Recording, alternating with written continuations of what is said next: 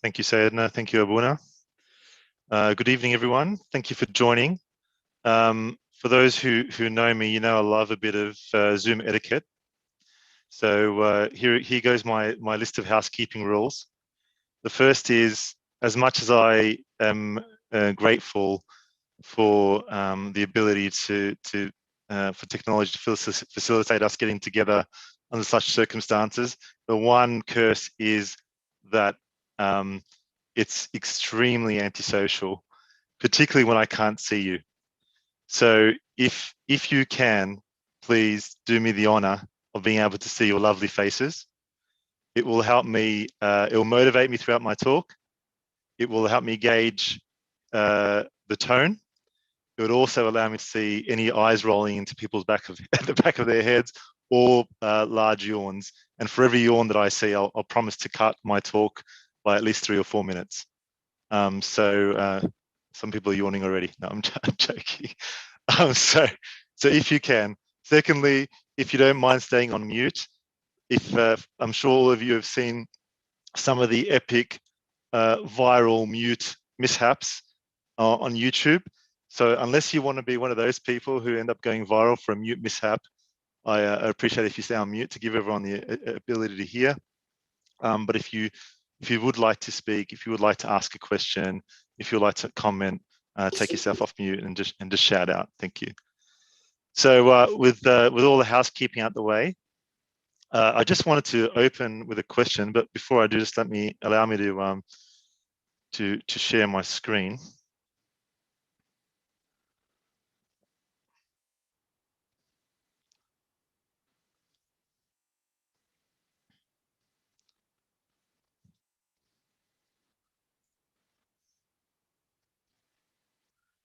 Right, so if you can just let me know if you can see the PowerPoint. Fantastic, thank you, Sedna. So I'd like to, Sedna, while I've got you on the line, actually, do you mind if I put you on the spot and ask you a question? Do I have a choice, Danny? Of course, Sedna, you always have a choice, but you just can't say no. Absolutely, go ahead. Sedna, have you been to the desert? I have. I actually lived in Saint Bashir Monastery for 6 years. So we lived in the desert. When you get these pictures of like desert like this, monks would quite literally be going out and walking in the desert during sunset prayers. So can you describe the desert to us firstly as a place, as a physical entity, and then how the desert makes you feel? So it's a beautiful place. Even the fathers liken the desert to the ocean, because even in this picture, you can see your eye sees as far as the horizon. So there's no obstruction to the senses. And that's why the fathers and mothers went to the desert. And that's why it became a place of reflection. It's vast, but at the same time, you feel the presence of God because you feel that you're there and He's surrounding you. And there is little distraction because your senses are totally engrossed in your surroundings. Thank you, Sedna. Do you think it's fair to say, Sedna, that the desert is maybe a place of contradiction? On one hand, you've described it as this beautiful, almost spiritual oasis. But on the other hand, I mean, if you look at the picture that we're looking at, if you hadn't given that narrative, maybe we would say something else, that it's dry, lifeless, absolutely difficult. No, absolutely, because I was reflecting on my life as a monk, where the desert is core to us, because that's where we are. But I think if you're looking as a place, again, Danny, you and I know, having lived in Australia, if you got lost in the desert in the center of Australia, you die, because it is vast, it is arid, it is lifeless. And so, of course, I think without the life of prayer and devotion, it is a vast wasteland. Thank you, Sedna. That's I think for those of us who haven't lived in the desert and experienced it the same as you, I think that our first, definitely my first impressions of the desert is, it's dry, it's lifeless, it's harsh, it's almost hostile in a way. But then the way you describe it and the way that the desert fathers describe it is a total opposite. So for a place that really is filled with so much nothingness, I think it's fair to say, just from that little conversation, is that it conjures up so many mixed feelings, and that something that has, on the face of it, so little to offer us, it offers so much. And in the Bible, God uses the wilderness as a tool. He uses the desert as a tool to perform his work. And there are many examples of persons in the Bible who God has used the person and the desert and the wilderness, the physical location of the wilderness, as a tool to exercise his will and to fulfill his plan. And during this retreat, we'll be talking about, I'm sure we'll be talking about some of these experiences of these persons, the people that you can see on the screen here, the people of Israel, Elijah, St. John the Baptist, our Lord and Savior Jesus Christ, and St. Paul, amongst who are just a few who had experiences in the wilderness that not only benefited themselves, but also benefited humanity. But we'll also be talking about the desert, not as a physical place, but also as an analogy.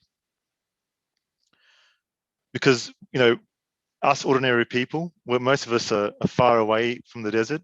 I'm sure many of us don't have any intention of, well, not that we can, but don't have much of an intention of visiting the desert anytime soon.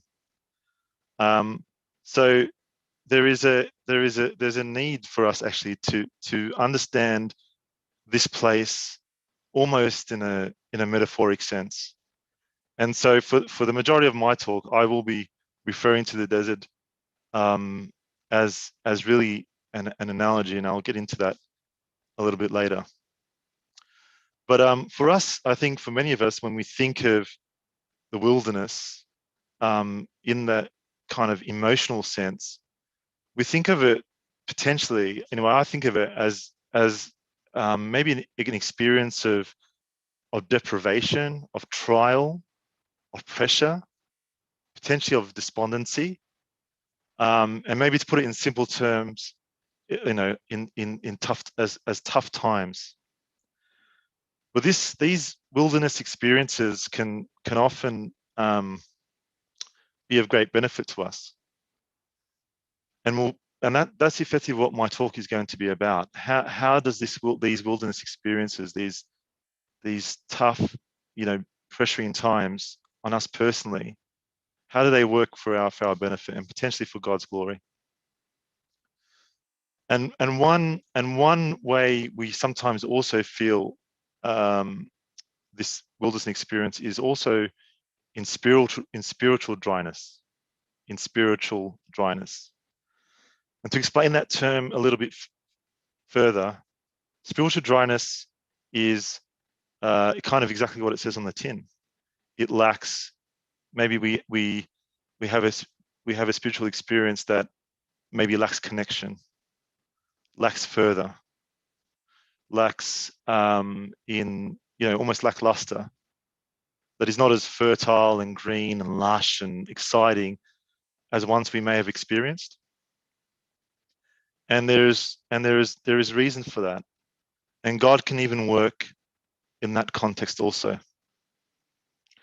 And for us, it's sometimes a little bit of a little bit embarrassing to admit that sometimes our spiritual lives can be dry.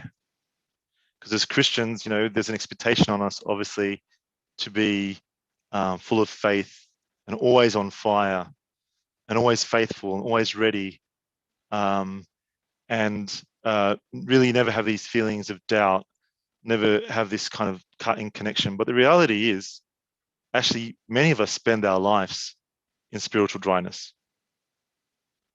Or at least maybe not a lot of our lives, maybe periods of our lives in spiritual dryness. And so I think given that many of us do, it might be fair to say actually that it's normal to experience periods of spiritual dryness.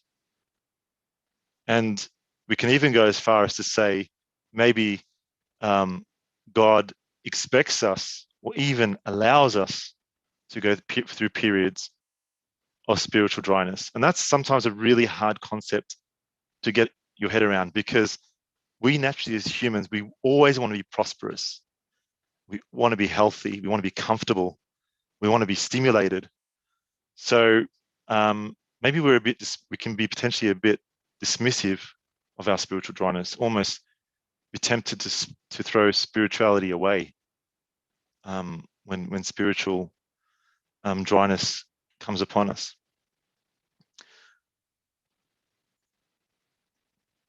There's a priest in the Russian Orthodox called Father John Oliver, and Father John Oliver has talks about that in life in general, in any pursuit worth pursuing, you go through stages, and he categorizes these stages in three areas, in three phases: early enthusiasm, middle dryness, and later satisfaction. So early enthusiasm is the stage in any pursuit of any commitment, whether it be earthly or spiritual, where you're excited, you're ready to go, you really want to do it, you go ahead, you do it, you take the commitment.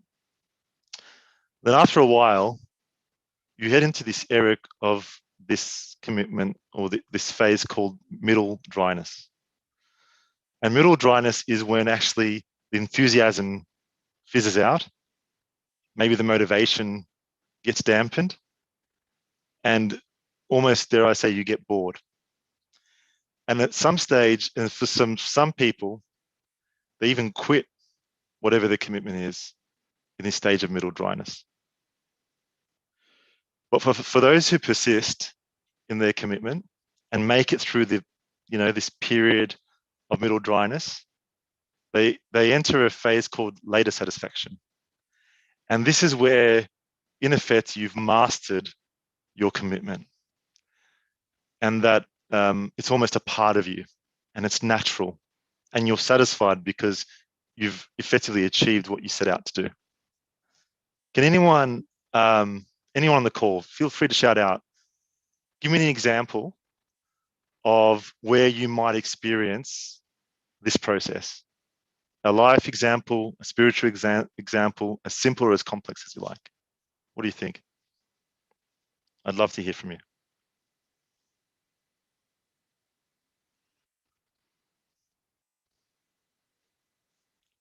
Come on, guys, I know it's Friday night. You've got your gym jams on. You want to get this done.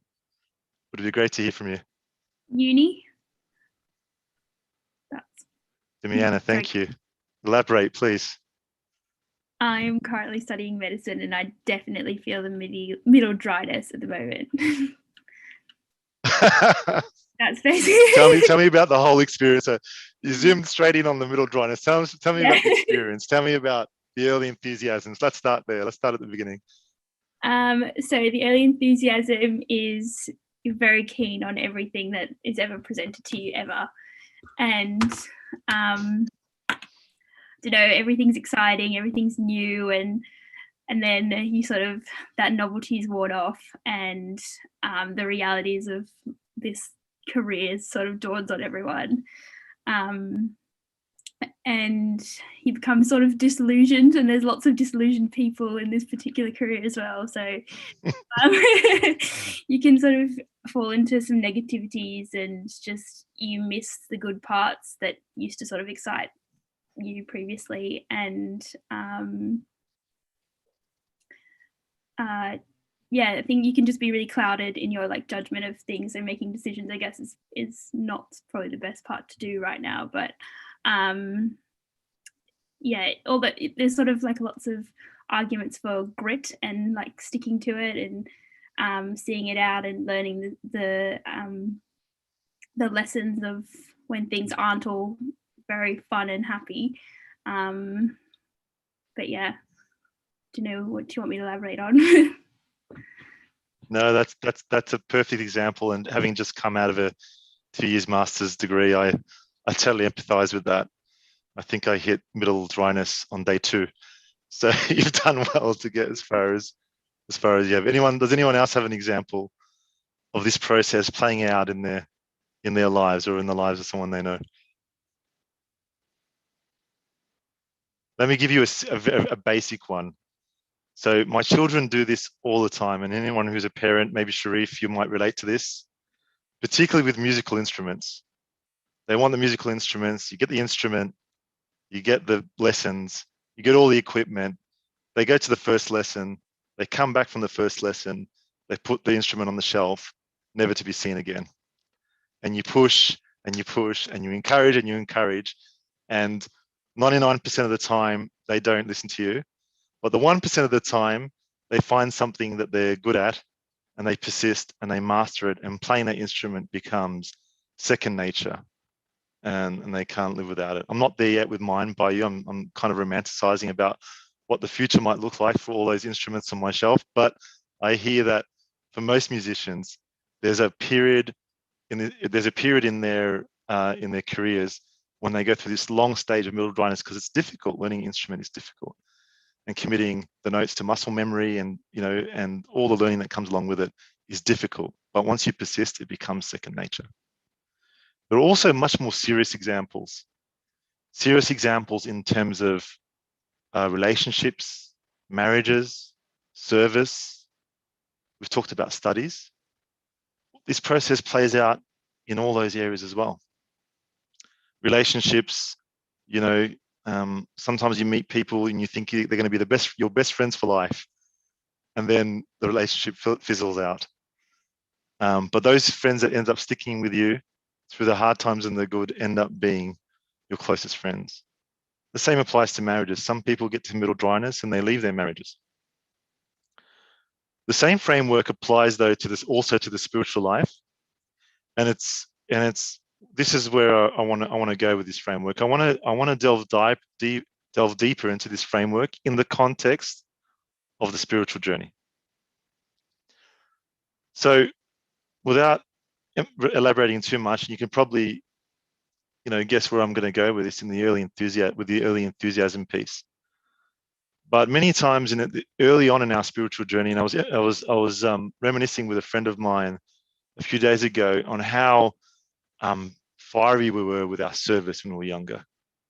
We were extremely enthusiastic, and we really felt God's grace, and God was raining on us blessings and raining on us inspiration.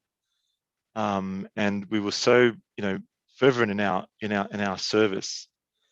And this can apply, like I said, it can apply in your life's journey. It can apply in certain kind of echo chambers. It can apply in in cycles.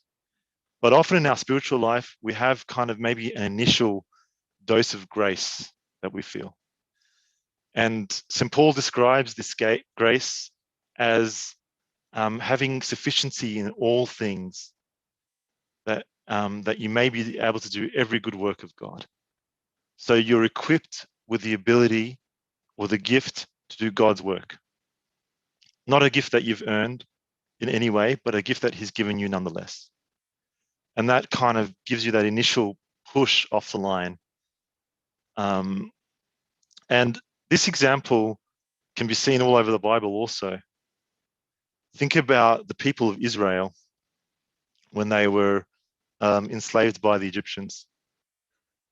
And they were delivered by God, obviously. Think about the jubilation. We're doing Tasbih after this, and you will hear in the praises about the song of Maryam, and you would look at the words of those, and they rejoiced, and they were so happy that they'll be being delivered by God. Not that they did anything to deserve it, but only because God promised it to them. And He gave them this grace of deliverance, of no effort of themselves, but only because He wished it to be so. And so this early enthusiasm is definitely something that we can identify with. It's something that I identify with definitely in terms of my spiritual life. But then we enter a period potentially of middle dryness. And again, in the story of Exodus, we see this play out really, really quickly. This is a period where God's grace is perceived to be withdrawn. Perceived to be withdrawn. The people of Israel, God was with them day and night. God had delivered them from slavery and delivered them from the swords of Pharaoh and his soldiers. But they had quickly forgotten the grace and the gifts that he'd given him, that he had given them every day. The fact that they were even surviving in the wilderness was a miracle. But they had forgotten so much, and they had maybe missed his grace, the graces that he was raining on them, so much so that they were thinking that the situation they were in was worse than being enslaved in Egypt, to that extent.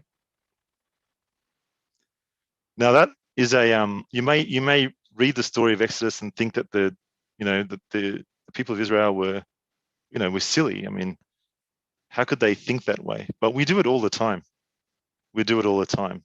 It is very easy for us to forget God's grace, but also actually sometimes grace is withdrawn, and we'll get into that a little bit later on. And finally, later satisfaction in the context of the spiritual life. This comes after a time of potentially testing, or a time of endurance or perseverance, but is certainly a place where God wants us to end up in our relationship with him. And this later satisfaction is represented by a really mature, synergistic relationship between us and God. I think an earthly analogy that I take is from my grandparents. These two people who've lived together for 60, 65 years, they don't have to say anything to each other. They can be in the same room and they know each other's thoughts. My grandfather only had to lift an eyebrow and my grandma would go to the kitchen and make a tray of kunafa because she would know what he was after.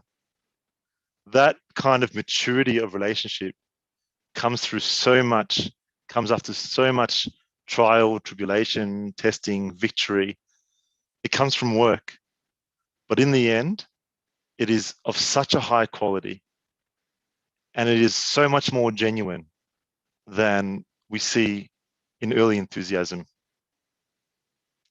That these two processes, later satisfaction and early enthusiasm, are kind of related, similar but different. Similar perhaps in the sensation, but very different in terms of the quality. Like I said, early enthusiasm might be an initial injection of grace to get you over the line, to start you on your journey or start you in a process. But later satisfaction is effectively the aspiration God has for us, an eternal satisfaction. But like I said earlier, for the purpose of my talk, I want to zoom in on the doom and gloom, on the particular area of middle dryness. Because it's here where, I think, Sadhana, you hit the nail on the head earlier on in your introduction. It's here where most of the growing and most of the molding happens. It's in middle dryness where we become who we are meant to be. The point is, though, middle dryness is not a place where we should remain, but it's certainly a place that if we pass through can be of great benefit.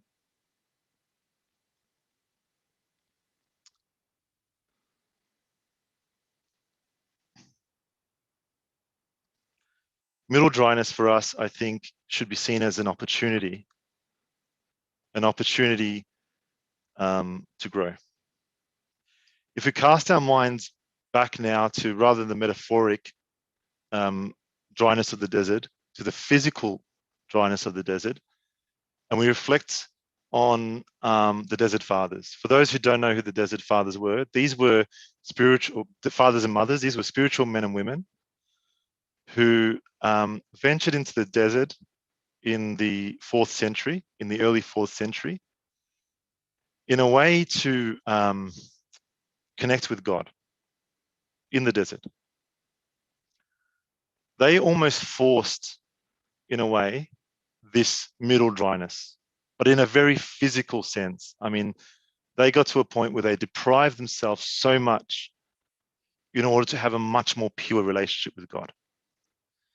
I remember the first time I came across these desert fathers and mothers was about 20 years ago in a retreat in a monastery in Sydney, and the monastery had a bookshop, and in the bookshop there was these 2 volumes of books called The Paradise of the Desert Fathers. Usually it comes in 2 volumes, and it was a really expensive book, so I couldn't afford to buy it. So I used to sneak into the bookshop every day and have a sneak peek at some of the sayings.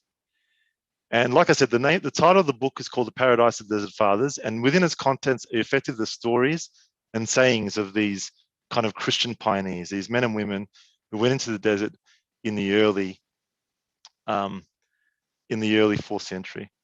And my first impression of these people was, sorry to say, that they were crazy. I mean, some of the stuff that you read in the sayings of the Desert Fathers is extreme. It's extreme, right? You have people claiming to be the father of illegitimate children when they're not. You have people standing on pillars for decades, like living on pillars. You have people living in cells and not leaving them for decades. I mean, kind of virtual prison. You have like strange stories. But the more you read, the more I read these things, the more intrigued I became, to the point where actually I asked the woman if I could have a discount, and I bought the book. But the point is that the middle dryness for us, you know, on a personal level, can feel extreme. And also, sometimes this middle dryness doesn't come from our choice. I mean, the desert fathers and mothers, they had a choice. They chose to go to the desert, to create a scenario for themselves to be able to thrive through suffering. But sometimes for us, middle dryness is almost impressed upon us. It just comes. And it comes through what is perceived or what can be called a withdrawal of grace, where sometimes you don't feel God's presence. You don't think he's there. You don't see him working the way he potentially did in the early enthusiasm stage. You don't feel the blessings being poured upon you or even see them. Sometimes actually you feel totally abandoned. Maybe something bad is happening to you. Maybe you were suffering illness. Maybe you were isolated. Maybe there are just external things happening where, you think back and when at a point where you were closer to God, you were reaping his blessings, and now you feel more distant. His blessings have been withdrawn. And this happens for 2 reasons. The withdrawal of God's grace can come from the fact that he is intentionally withdrawn his grace from you to try and teach you something, or that there might be something standing in the way between you and God. By that I mean a sin, an idol, a behavior, a passion, something standing between you and God, so you may be depriving yourself of his grace. But either way, the middle dryness that this causes, the outcome or the process to overcome is similar, and the sensation is similar. The sensation of feeling like you are not close to God anymore. And like I said, sometimes we're ashamed to say it, and sometimes we're ashamed to admit it, but I'm sure all of us have experienced this at some point in their lives. But like I said earlier, sometimes it's expected, sometimes it's allowed, sometimes it's thrust upon us, and it just happens.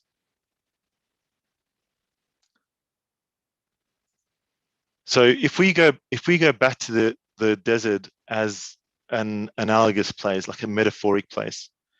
So in Father John Chrisvakis, he wrote a book called The Heart of the Desert. It was actually a book that Tasoni Joey recommended to me a long time ago. She may have forgotten that she had. But actually, in the intro of this book, he says this: the desert is a place of spiritual revolution, not of personal retreat. It is a place of inner protest, not of outer peace. It is a place of repentance, not recuperation. Living in the desert doesn't mean living without people. It means living with God. So what he's effectively saying to this, if you think about this in the context of middle dryness or spiritual dryness, what he's saying is that this spiritual dryness, this desert that exists in our heart, this is not a place of retreat. This is a place of testing. This is a place of that you need to be on your toes, that you can't afford to be complacent. This is a place where you draw nearer to God, not further away from God. The desert for the desert fathers was like a lab. It's like a laboratory. It was like a sterile environment. It was like a blank slate. It was a place where they could have effectively a pure experience and build something from the ground up with God. For us, non-monastics, middle dryness can be seen as a gift to do exactly that. It can be a place where you are desperate, where you are unable to dig yourself out of that hole, where you are unable to control the outcome, be it the plague that is plaguing you or the pressure that is upon you. You can't do anything about it. You are on your knees. The same way the desert fathers and mothers brought that upon themselves through their monasticism, through their asceticism. Sometimes middle dryness is thrust on us for exactly that reason, that God wants you to recognize that the point of grace is that there is nothing you can do. There is nothing you can do to attain it. It is a gift. But in order to see that, he needs to strip everything away. He needs to strip all the noise away, to drown it out. And for you to recognize that there is nothing you can do except for rely on him.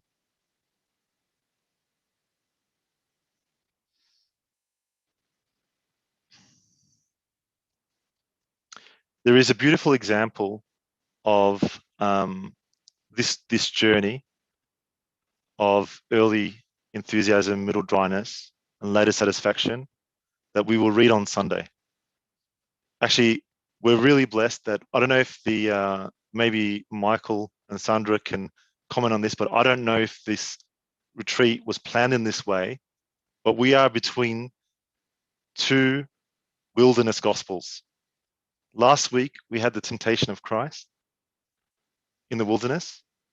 And this week, we have the prodigal son on Sunday. You might be thinking, how is the prodigal son a wilderness gospel? How is the prodigal son? Where is the wilderness message in the prodigal son? And it's really easy to see, actually, once you apply this framework over the story of the prodigal son. So I want someone to shout out to me where in the, we all know the story, even, if you know the children's Bible version. I want you to someone to shout out to me, where in this story do we see early enthusiasm play out? Think about it in the context of grace, what grace is, and how that plays out with the prodigal son. Anybody? Early enthusiasm, prodigal son.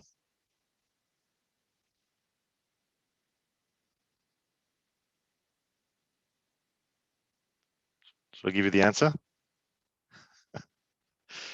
So at the beginning of the parable of the prodigal son, the son takes effectively his inheritance. His inheritance effectively is a gift that he didn't earn. It is a grace. It is the grace of his father that he's bestowed upon his son. And his son takes the inheritance enthusiastically, and he goes out into the world and he squanders this inheritance. He squanders this grace. He depletes this grace. Then he enters a phase of middle dryness. Where is this middle dryness experienced? Where is this inner wilderness, this wilderness experience that he comes across in the story? It's when he's desperate, right? He's effectively feeding the pigs, wanting to eat their food, and he's on his knees. He is desperate. He has nothing else to give. He can't do anything else. He can't do anything else. All he can do is crave what the pigs are eating and think about his life, what his life was like in his father's graces. And this is the turning point verse in that story. But when he came to himself, he said, "How many of my father's hired servants have bread enough to spare, and I perish with hunger? I will arise and go to my father. I will arise and go to my father, and I will say to him, Father, I have sinned against heaven and earth, and before you, I am no longer worthy to be called your son. Make me like one of your hired servants." This is to me a statement of middle dryness, of the inner desert. You are desolate, you are destitute, there's nothing you can do about your situation. The only thing you can do is go back to your father and recognize that that's where the blessing is not in what your father was giving you. The blessing was with your father, the father himself. And we see after this middle dryness, he goes back to his father and he has what the relationship that we call as the later satisfaction. Because he didn't go back to his father for his father's blessings. He went back to his father to be in the blessing of his father's presence. I'll give you a real life example. When my wife and I were engaged, we had effectively it was a long distance relationship. I lived in London, she lived in Birmingham. And the way of kind of trying to make up for your absence in a long distance relationship is you send gifts, right? You send gifts. And obviously these gifts are, they're lovely to receive, but do they substitute for the presence of your spouse? Of course not. Of course not. And sometimes God allows, the point is, sometimes God allows us to go through this middle wilderness to remove his grace, or to kind of lift his graces from you, in order to appreciate more that the source of blessing is greater than the blessings themselves. Because what he doesn't want from us is to get addicted to the sweetness of the blessings. The son was in his father's house. He was in love with the possessions or the blessings in his father's house, in love with the concept of the inheritance. But his father allowed him to go out into the wilderness, to have his wilderness experience, in the hope that he would return and appreciate that the source of blessing is the true source of satisfaction. And that's exactly what God aspires for us. He doesn't want to sell us short. He doesn't want us to get addicted to the blessings he bestows upon us. He gives them to us because we are his children and we need them, and he wants us to be happy, but he knows actually the true satisfaction is with the blessing himself.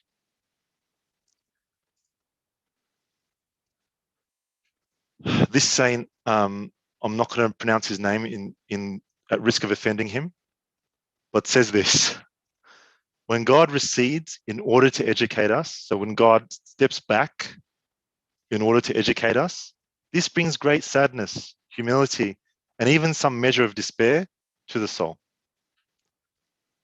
The purpose of this is to humble the soul's tendency to vanity and self-glory.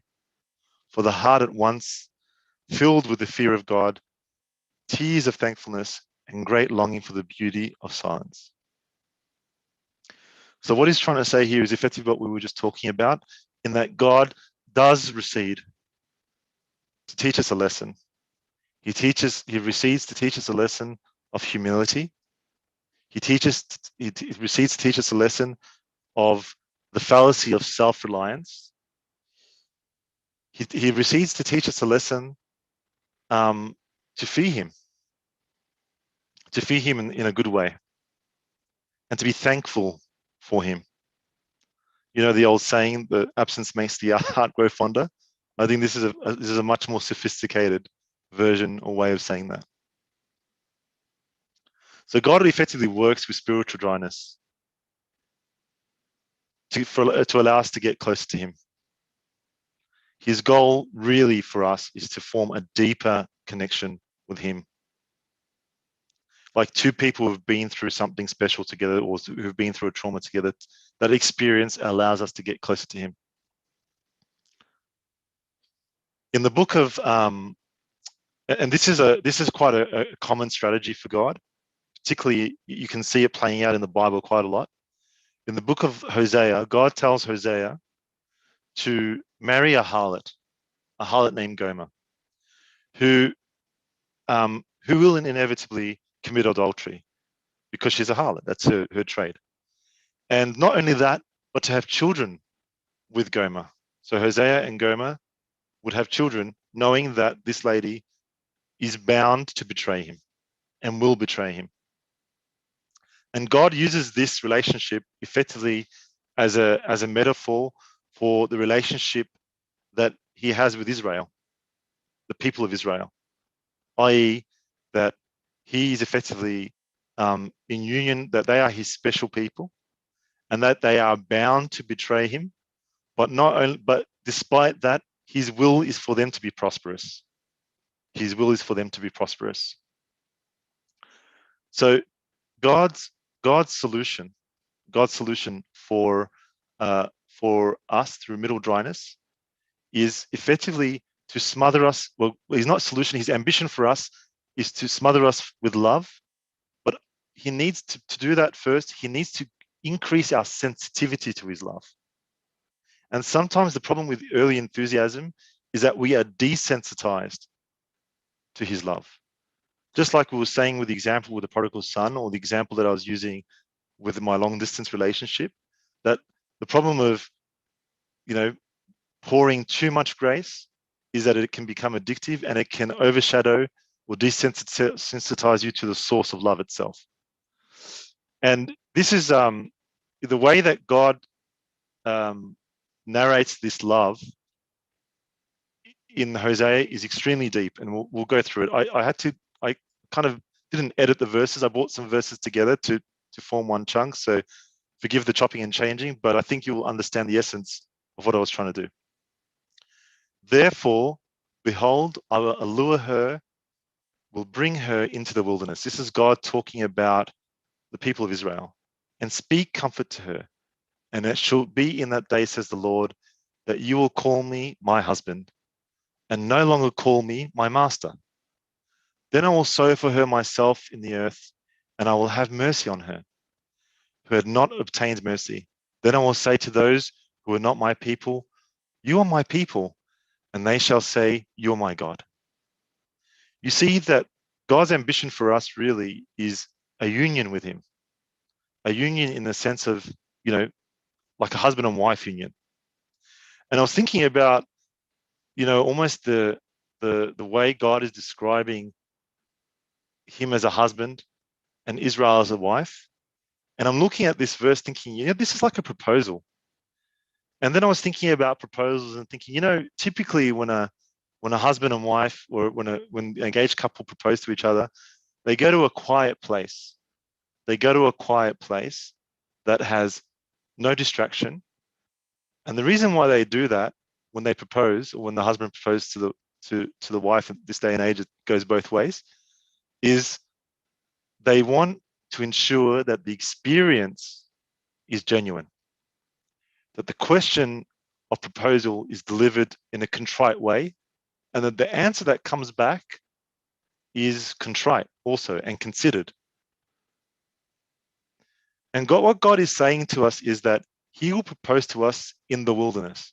Where we will find him, we will find him perhaps sometimes in the midst of this spiritual dryness, of this middle dryness. Why? Again, because it is there that there is little noise, loads of pressure, loads of temptation, but a little noise, and that you are your most vulnerable. And that is when you are most likely to appreciate the proposal. That you're open-hearted, you're open-minded, you're desperate, you have no more solutions, you've run out of fuel, yeah, and your only dependency is God. I want to just play you a short video now. This video is another example about the reality of spiritual dryness and its potential cure. The video is of Father Lazarus Lentoni. Father Lazarus is another blessed Aussie like His Grace Bishop Angelos, who lives in St. Anthony's Monastery, or in the mountains above St. Anthony's Monastery. He's a hermit in the truest sense. And he's talking to us about spiritual dryness. So I'm going to go out on a limb here and try and share a video. So allow me 2 seconds to try and figure it out.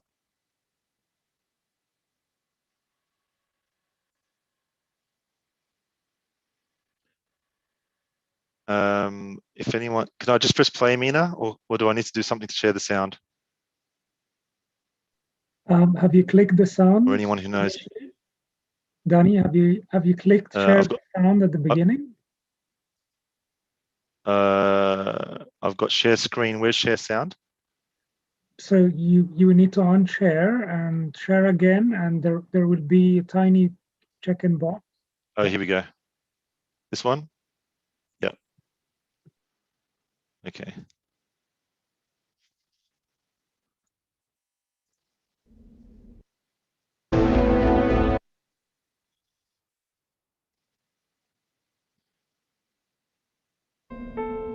And these moments when I fell, when I was broken bones and cut in my skin with blood flowing, these dramatic moments were never for me the worst. The worst moments are when I find that after hours of prayer, my heart is still dry, my spirit is still dry. Why I get no answer, why I get no help? This is the cry which makes me realize how much I am in a war. I can heal myself physically, I can apply treatment to my wounds, doesn't matter. But how can I heal my heart? Only Christ can heal my heart. So the monk is always dependent upon the healing love which he has with Christ, and which is the only thing that fills a desert emptiness. There is no one else. There is no secondary, auxiliary help. In any struggle you have in the world, you have help. You have family, you have friends, you have media, you have means of entertainment to distract you. You have means of reconciling your individual predicament with those of others through history, through literature, through all the kinds of film and entertainment that we use. But in the desert, all of this is taken away. So how do you get help? You cannot get it from any auxiliary, any secondary, any accompanying, any corollary source. You can only get it from God. From God who is in nature, who is in the sky above and the stars above us. Only from this eternal God can you get help, in the person of his incarnated Son, Jesus Christ. Now this is a direct relation of love. And without this relation of love, a monk is someone who is just camping. I love that. Without this direction of love, a monk is just a person who's camping. But the more profound message there is that, you know, I guess in his situation, he's created a platform to allow himself to rely totally on God by depriving himself of anything else that he can possibly lean on. He was saying in the world, you might have what he calls auxiliary help, things that you may think will help you, and you're tempted to go there and to try and get help from here and to try and ease the pain that way, to try and distract yourself with a Netflix binge, and to try. And he's saying all these kind of outlets, these channels, are not here. So all I have one thing to lean on. I have Jesus Christ to lean on. and I've left myself without that choice. And so that is the beauty of where he is. The beauty of where he is that he's induced this situation. He's kind of given it a bit of a defibrillator and said, get out the way, everything. All I have now is deprivation, and therefore, when I need help, I can only go to one place. Unfortunately, it's not that easy for many of us. And so many of you thinking, look, Danny, everything you're saying, what you're saying is really nice, really flowery, but the crux of the matter is I've experienced this spiritual dryness, and maybe I'm still there. Maybe I haven't heard God's calling. Maybe I haven't taken God up on the opportunity to draw nearer to him. Maybe I crave the sweetness of the grace that he poured upon me in my early enthusiasm phase. So what do I do? What do I do? Well, look, it's 20 to 10. So I'm not going to give you all the answers, but I'll give you a taster. I'll give you a starter on what we can do. And, I think these words aren't meant to give you the comprehensive answer. I think that's a talk on its own, but it will give you at least a starter for 6. I've just got to figure out a way to get past Father Lazarus. Okay, here we go. So,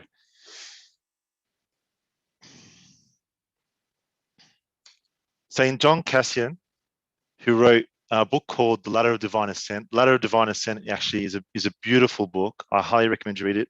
In the Eastern Orthodox Church, actually, they read this book cover to cover in Lent.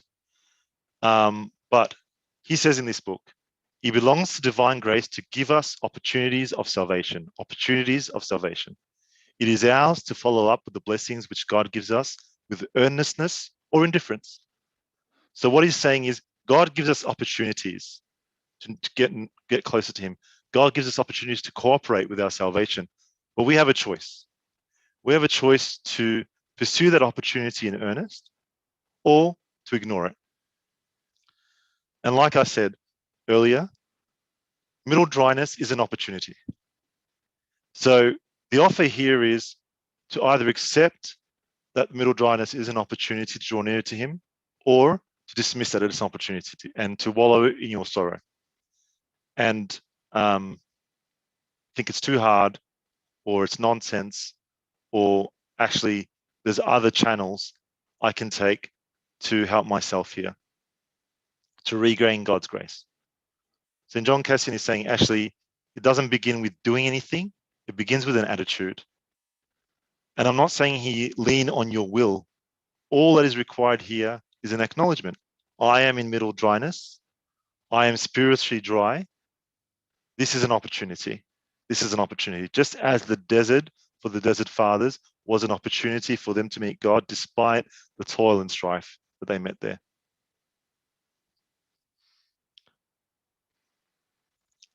The second thing you can do or not do is not allow yourself to think that in middle dryness, God has abandoned you. That is the devil's work. God has not abandoned you in middle dryness. Once you acknowledge that middle dryness is an opportunity to draw near to him, then you need to convince yourself also that that means he's there. And don't despair if you've ever thought that God has abandoned you. The blessed Saint Anthony the Great saw and said the same thing to Jesus Christ on his deathbed. He said, Lord, where were you? Where were you? Can you imagine saying that to God? Where were you? Why did you not appear at the beginning for me to endure such pain? And the voice came to Anthony saying, Anthony, I was here all the time. I was here all the time. I simply waited to witness your fight. Now, since you have endured and not yielded, I shall be your assistance forever, and I shall make your name known everywhere. I shall make your name known everywhere. So God has not abandoned you. God has not abandoned you. The point is, even if you feel that he has, persist, persist, persist. And lastly, the last kind of bit of advice again is in not doing anything. Someone, I don't know if you've heard of this. You've heard of this term, action bias. Has anyone heard of the term action bias? So sometimes when something's wrong, our immediate reaction is to do something, right? Our immediate action is to like physically try and take control and put your hands on the situation and do it. But actually, sometimes God calls us to inaction. Sometimes God calls us to inaction. The ability to sit in silence and listen and watch, but not do. There's a great example of this when Israel was lost in the wilderness. They'd been a bit naughty, and God thrust upon them effectively snakes, venomous snakes that were biting them and killing them. And they called out to Moses and they said, God help us. So God gave Moses this instruction. He said, make a snake and put it on a pole. Anyone who is bitten can look at it and live. What was the instruction? Look at it. Look at it. What was not the instruction? He didn't say to them, look at it and tend your wounds. He didn't say to them, look at each other. He didn't say, look at Moses or pray to Moses or call out to Moses. He didn't say, speak to the snakes. He didn't say, run away from the snakes. He didn't say, kill the snakes. All he said to do is look. Look. The analogy, the bronze serpent, as we all know, is a foreshadowing of the cross. And this is an exercise that I really believe that Lent, particularly the Passion Week, was designed for. The Passion Week was designed to allow us to look at the cross. Just look. Look at the cross for what it is. What is it telling you? What is it saying to you? It is definitely telling you that not only has God not abandoned you, but that God is faithful to you. Do you remember that proposal that he made to us in Hosea? That he will be our husband? He will be our husband to the death. To the death. That his proposal is a proposal almost of blood. That effectively he has put his proposal in action. That is the true sign. The cross is the true sign for us, the true mystery of his faithfulness to us. So that our despondency in our spiritual dryness is actually sometimes can be seen as a way to relate to the suffering of Christ, as a way to relate to the suffering of Christ. I mean, they don't compare, but perhaps the dryness that we're experiencing and the suffering that we're experiencing, that dryness, is a way for God to kind of connect us to the suffering of Christ. And St. Isaac the Syrian, he says this, and this is kind of a very mind-blowing, say it's very deep, but we'll alight on only one section of it. He says, the cross is the door to mysteries. Through this door, the intellect, the mind, so no doing, just thinking, makes entrance into the knowledge of the heavenly mysteries. The knowledge of the cross is concealed in the sufferings of the cross. To know the cross, you need to know its sufferings. When you understand its sufferings, you know what the meaning of the cross is. And the more our participation is in its suffering, so the more we can relate to it through maybe our own sufferings, our participation in its sufferings, the greater the perception we gain through the cross. So the more understanding we have of what it means for us, of what his ambition is for us, of what his aspiration is for us, the extent of his love for us, etc., etc., etc. I mean, we can go on about the cross for years and years, and many people have. But the point I'm trying to make is that don't waste the opportunity of spiritual dryness. Don't waste the opportunity of middle dryness. Use it as an opportunity to connect with the suffering of Christ. So I just want to summarize quickly. I've gone a little bit over. So spiritual dryness is an opportunity for deepening our relationship with God. Accept this opportunity in earnest. Don't dismiss it. Shed the distractions and allow God the space to propose to you. accept his proposal for unity with God, because his blessing, the blessing of his presence, is greater than the blessing of his blessings, if that makes sense. So I wish you all a prosperous Lent, and I hope that this is a good lead in to the, I'm sure, amazing talks you will be hearing over the next couple of days. And glory be to God forever. Amen.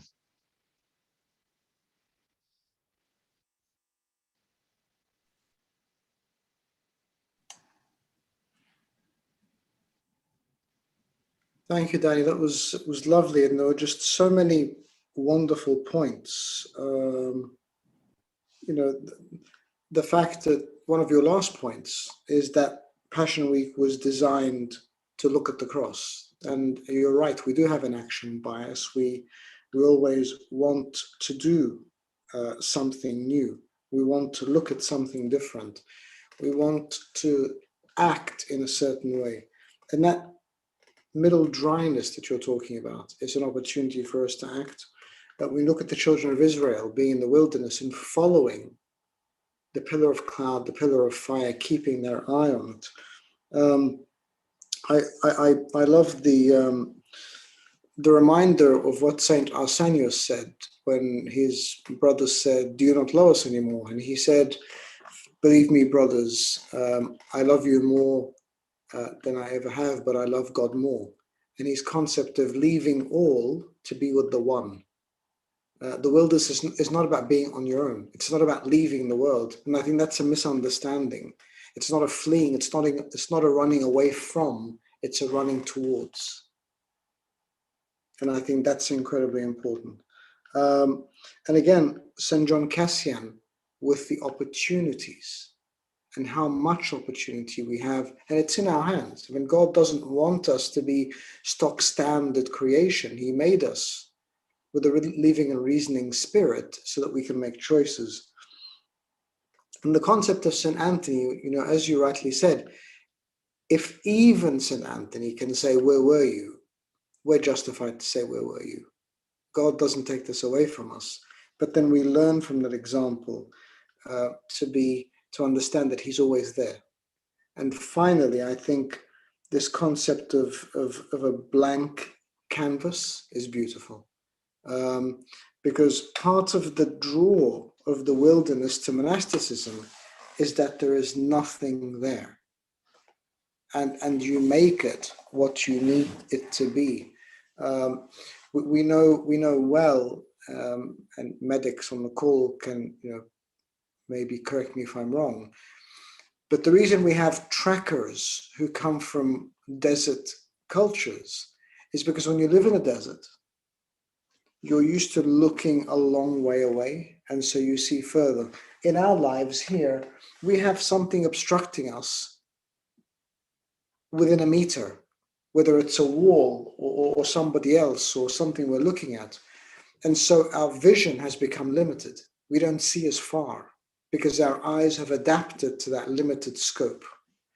Whereas when you're living in the desert, your eyes look further and you're unlimited. You look to the horizon. And that's why the fathers, as I said earlier, and mothers of the deserts went to the deserts. In Greece, you'll find monasteries by the seaside. Because again, the sea and the horizon, you see nothing there. And so wonderful reminders, Danny. Thank you for that. It's a wonderful start to a wonderful weekend. Thank you, Danny. Thank you, Sayed.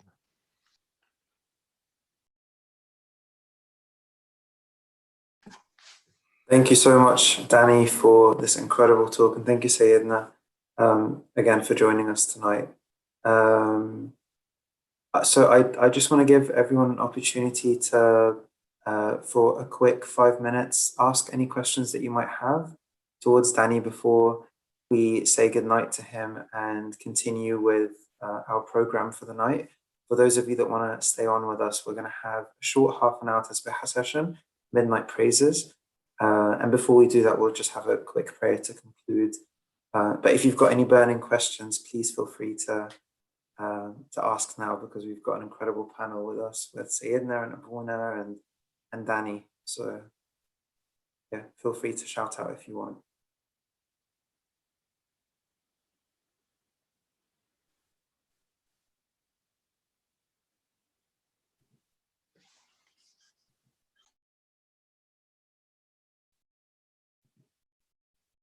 All right, if we have no questions, then I think Rachel will say a quick prayer for us, and then maybe Sylvia, I think, is concluding Akbera, and then Sayedna, if you can